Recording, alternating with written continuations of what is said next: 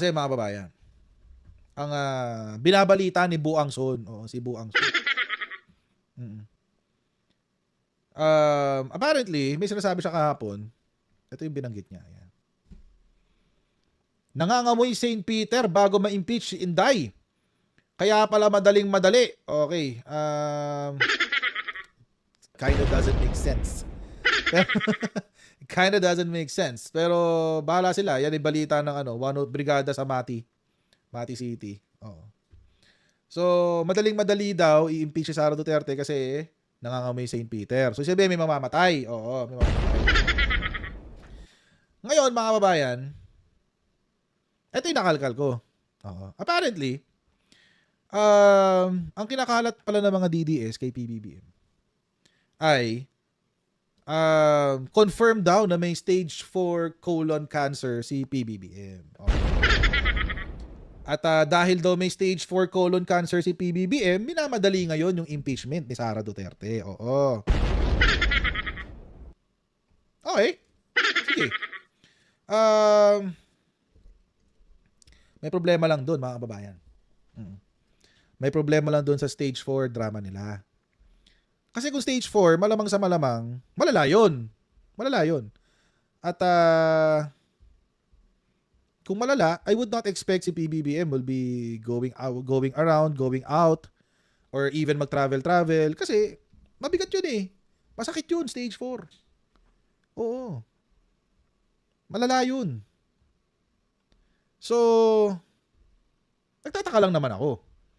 Kung totoo may stage 4 cancer na si PBBM,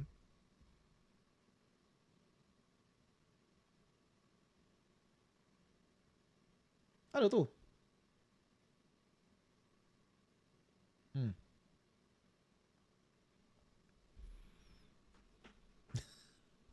I mean, seriously. Di ba? Ano yan?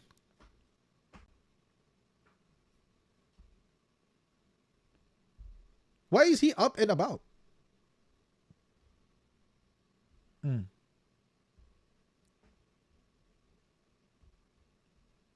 So, ibig sabihin, kung stage 4 ka na, malamang nakikimo ka na. Kung nagkikimo ka na, dapat nakakalbo ka na. Ba't may buhok? Common sense lang naman yan, mga kababayan. I mean, really, kailangan ba i-memorize talaga yan? Oh. Ba't may buhok?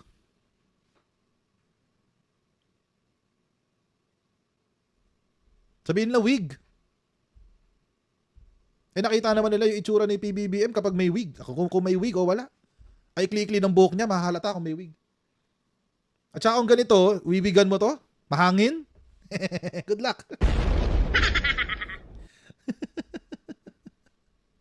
Di ba?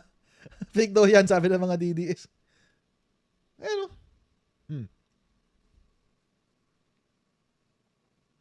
Nasa Ilocos kasi sila, guys. Last I heard, ayon kay sa ating puting kalapati, nasa Ilocos sila. Doon sila nag Semana Santa sa Ilocos. Oo. So, 'di ba? Yan ba kami stage 4? Colon cancer? May yahiya naman kayo? Gagamit pa kayo ng alam niyo mga kababayan, ang nakakatawa diyan. Ang gusto kasi nila mangyari, mag-undergo puwersahin, papaniwalain ng taong bayan na may sakit si PBBM para puwersahin siya na mag-take or i-publicize ang kanyang medical condition. Oo. Pero wait, ito lang ang matanong ko. Di ba si Digong nagkaroon ng cancer sa sa lalamunan? Naalala ko yun eh. Wait. Nearing stage 1 cancer. Palace says doctors advice to Duterte given long ago. Pinwersan nyo ba siyang maglabas ng medical records niya? Mga DDS?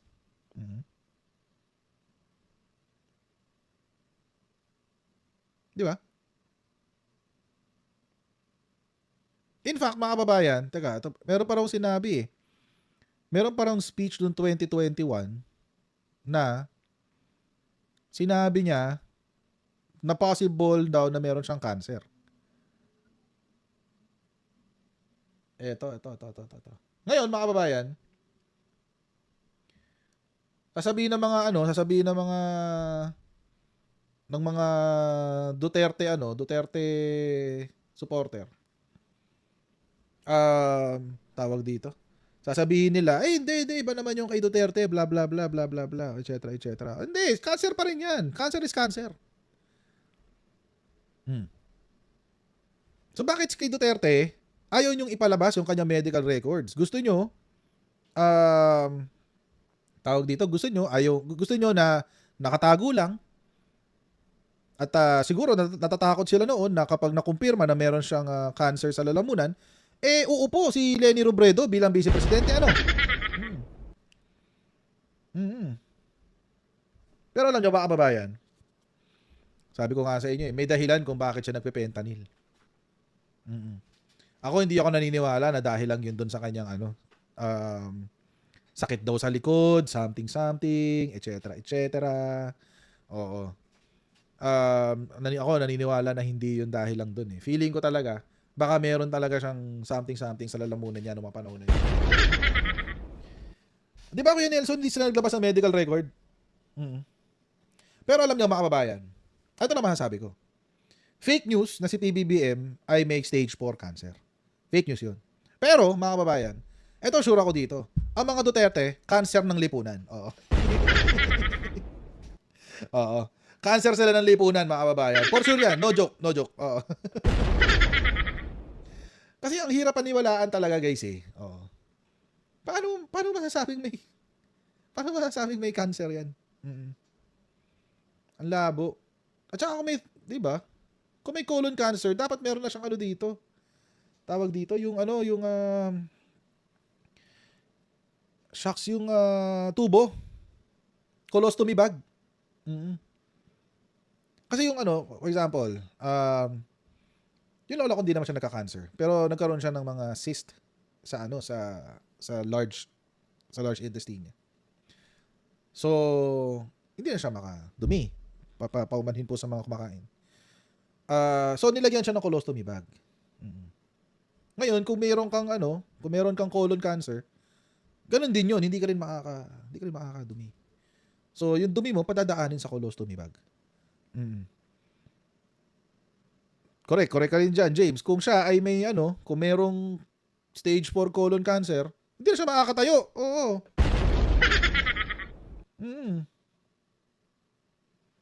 So, I mean, itsura. Nasaan ang colostomy bag? Oh, wala. Walang colostomy bag. Correct ka dyan, Soft Bites Unlimited. Lagi pa siyang bumabiyahe. Lagi siyang nagbibisita sa mga proyekto, sa mga DPWH projects, etc., etc. So, diba? So weird. Paano nangyari yun, men? Ako lang. So it's very obvious na fake news. Pero inside information, nag-iingat na talaga sa diet niya si PBBM. Kasi tawag dito, iniiwasan niyang magkaroon siya ng relapse ng diverticulitis. So nagda-diet na siya ulit. Nag-iingat na siya sa kanyang meal, sa kanyang diet. So, yun yung inside information na nakuha ko. Hindi na siya masyadong kumakain ng mga matitigas na food, nag-check na siya ng kanyang mga etc. So obviously, it is a lie. Obviously, it's fake news. Itong kinakalat nila na merong tawag dito, na merong stage 4 cancer itong si PBBM. Pero alam niyo mga kababayan, bakit ba kasi nagkaaga nito si Buangson? Oo, bakit kasi? Ano ba kasing meron? Ba't nagkaaga niyan si Buangson?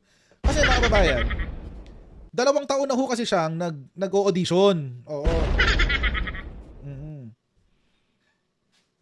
Di ba? 2 taon na ho kasi siya nag-o-audition. Audition saan? Para sa 2028. Di ba nag-declare nga daw siyang senador under the slate of Sara Duterte? Oo. Di pa nga natin alam kung nakausap na niya si Sara eh. Di ba? Pumayag na ba si Sara Duterte na maging senador siya under Sara Duterte? Di ba? Nag-o-audition pa rin kasi sila. Pero ano, mga kababayan, 2 taon na kasi siya nag-o-audition. Simula 2023, 2024, 2025. 3 taon na pala. 3 taon na pala. Kailan ba yun? Wait. No. 2024, 2025. Oo, nag-umpisa siya mag-audition 2024. Kasi mga kababayan, napansin ko lang naman nung panahon na nagkakaroon na ng hiwalayan between the unit team. Ang ginagawa ng mga DDS vloggers tulad ni Bayadbay tsaka ni Alan Troy, ginagawa akong platform. Oo. Siguro inutusan nila yung mga up and coming mga vloggers nila. Kung gusto mong patunayan na DDS ka, tirahin nyo si Coach Jarrett. Oo, yun, ganun. Ganun ang ginawa. So, etong si Bayadbay, meron siyang vlogger na gustong gumawa ng chismis tungkol sa akin. Oo, isa. Itong pangalawa, ito si Buangson. Oo, naipagsabuatan siya kay Alan Troy para gumawa ng chismis din tungkol sa akin. So, ako, noon pa lang, alam ko na, nag-audition to. Oo. Gusto niyang gusto niya maging DDS, gusto niya makuha yung boto ng DDS. Ang ang hindi ko lang in-expect, ang akala ko, kaya siya tumatakbong, kaya niya gustong kunin ng boto ng DDS para sa party list niya. Hindi pala. Oo. Apparently, kaya pala siya tatakbong, kaya pala siya nanliligaw sa mga DDS. Tatakbo pala ng senador. Oo. May problema lang siya doon, guys. May problema siya doon. Ang problema niya, mga kababayan,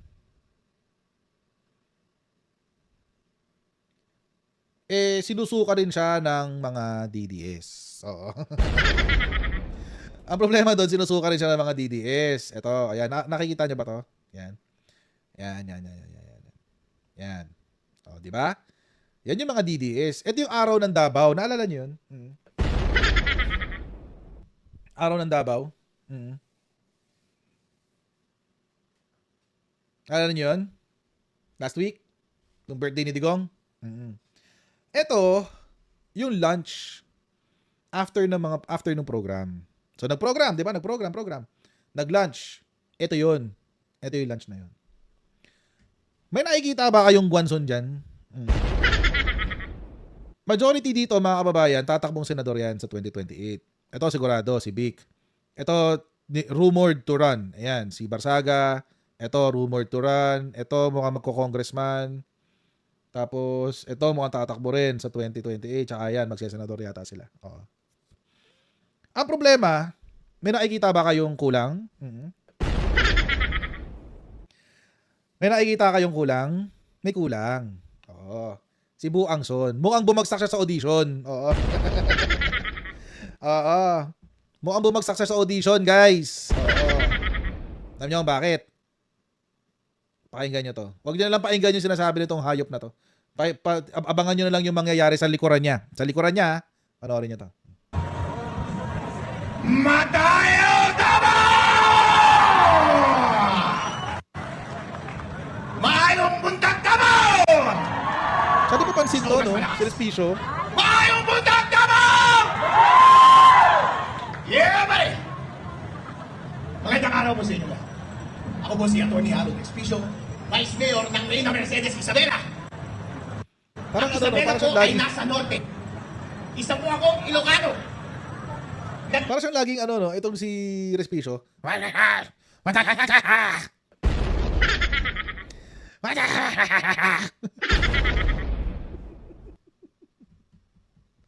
pangit. Ang pangit na magsalita eh. Parang, ha? Ano trip mo sa buhay, boy? Ba't ka nagkakaganyan? Kamusta naman yung ano ba hinihit-hit mo? Ganyan ka. Tuloy natin. Napakasiguro kayo, bakit ako nandito? Nandito ako Ayan na. para sabihin sa inyo. Ayan si Buangson sa likod. Mga Oh. Ilocano, Dumating si Buangson. Ayan sa likod ha. Ayan. Huwag natin tingnan si Ayan, dumating si Buangson. Ayan. Ayan. ang mga taga-Isabela, mga taga-Luzon, ay solid Duterte! Baliwang po. Sorry, pamura ako. Nadulas ulit ako. Baliwang wala.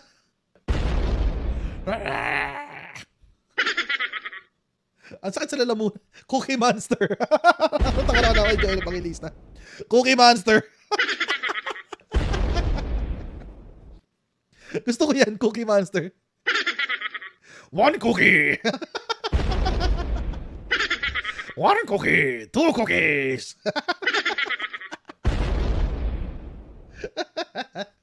Cookie Monster. Nakakulay blue po. Kulay blue pa siya.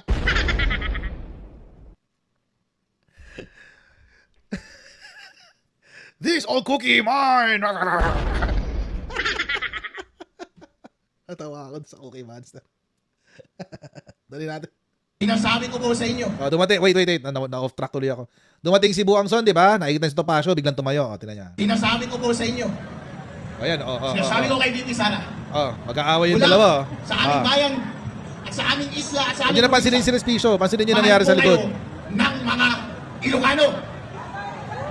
Tumahimik ka muna, Respicio. Wait, tinaan ko, ha. Kahit sabihin nilang marami, Tinan niyo yung nangyari sa likod, ha. Ayan, ha. Ayan, ha. Yung si Buangson, ha. hindi ibig sabihin Tsaka si Topacio. na hindi namin mahal si Oh. Sara. Yan, o. Yan na. Nung tumakbo, Yan na. si VP Sara at si BBM ng sabay Yan. noong nakaraang eleksyon, tuwang-tuwa po kami. Tignan niyo, ha. Bakit po? Dahil ito na po ang pagkakataon. Yan na. Kinumpronta. Ang kanilang masamang nakaraang. Magsusuntukan niya ata itong dalawang to, eh. Ano ang ginawa mo? Sinabi mo! Instead, pinigil mo ang pangalan ng Nag-aaway yung dalawang baliw. nag-double down ka ba sa pagkakataw? Ayan, Ayan, o. Pak. Instead na suportahan mo Kagulo. ang nagpanalo sa'yo bilang presidente, ipinahuli mo ba ang Ayun. Yun na nangyari. Kaya hindi siya nakasama sa picture. Allegedly, pinagbawalan siyang pumunta ni Sara sa lunch. Allegedly. Mas pinili ni Sara si Topacio kaysa kay Buangson. Ay, patay. Ouch! Oo. Allegedly, mas pinili ni Sara makasama si Topacio kaysa si Buangson. Kaya inaasar-asar siya ngayon nito ni Jesus Palsis, eh. Inaasar-asar siya ni Jesus Palsis. Sabi, the Queen of Kain Suka. Ayan. Rowena Bongangera Guanzon. Sumali sa Wag Kukurap movement ni Shelo Magno and Barry Gutierrez. They called for the investigation of the use of confidential funds of Sara Duterte o OVP. Tapos ngayon wala raw problema sa confidential funds. Previously criticized Sara for snubbing BBM Sona and for saying she is the designated survivor. Sabi niya, ano siya, estudyante? Now she is running for senator under the blessings of Sara Duterte. In 2016, issued the dissenting opinion deciding that Rodrigo Duterte should be disqualified. Topacio Aguirre criticized her, wanted her to inhibit. Later, they would even threaten her with disbarment, blah, blah, blah. Ang consistent lang daw si Topacio na talagang na DDS talaga. Syempre, tao ni GMA yan, eh. Si Guanzon is an opportunist na dumidikit kay Sara for her ambitions. Yan. The Kain Suka Queen. Ito yung sa Ito yung sa Wag Kukurap. Yan yun. Yan, Adjust sa gitna, yan, Pak. Di ba? Wag kang kukurap. November 7, 2023. Di ba? Di ba? Nung una, kontra pa siya sa confidential funds. Pero ngayon, hindi na. Kasi, sumikat siya sa mundo ng mga DDS, eh. Wag daw kukurap, di ba? Sign the petition to abolish confidential funds. Di ba? How did Duterte notarize si COC in 2 cities in the same day? Di ba? Talagang siya. Pero ngayon, ganyan na. Yan na. Ganyan na ngayon, guys. Akala niya, may pag-asa siyang manalo pag kinarga siya ni Sara. Again, mga kababayan, my question is this. Saan sila kukuha ng boto? Diba? Saan sila kukuha ng boto? Sa Davao City. Sa Davao City. Doon lang. Oo. Diba? Doon lang sila kukuha ng boto. May 1 million kayo, di congrats. Diba? May 1 million ka, o di congrats, nabudol mo mga taga Davao City. Good job. Pero di mo mabubudol ang buong Pilipinas. You cannot. You cannot. Lalo-lalo na nagkakalat kayo ng fake news na mamamatay na si PBBM. O, saan kayo lalo kukuha ng boto? Tapos, yung pangalan ni Sara Duterte nakakabit sa corruption. Mas lalo kayo walang kukuha ng boto. Oo, mas lalo walang kukuha ng boto. So, good luck na lang talaga. And sana po, kung nakakaamoy ng St. Peter etong si Rowena Buangson, baka naaamoy niya yung sa sarili niya. Let's not forget, ang bibig ay malapit sa ilong.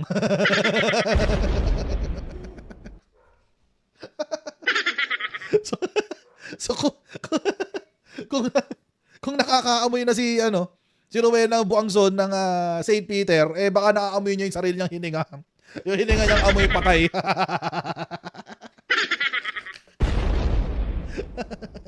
Ang mahal. Diba? Gano'n kasimple yun. Oo. Baka mamaya siya na pala yung tinatawag ni kamatayan, di natin alam. Diba? Malapit-lapit na siyang kumatok sa'yo, Bonson. Wag ka nakatungkod ka na.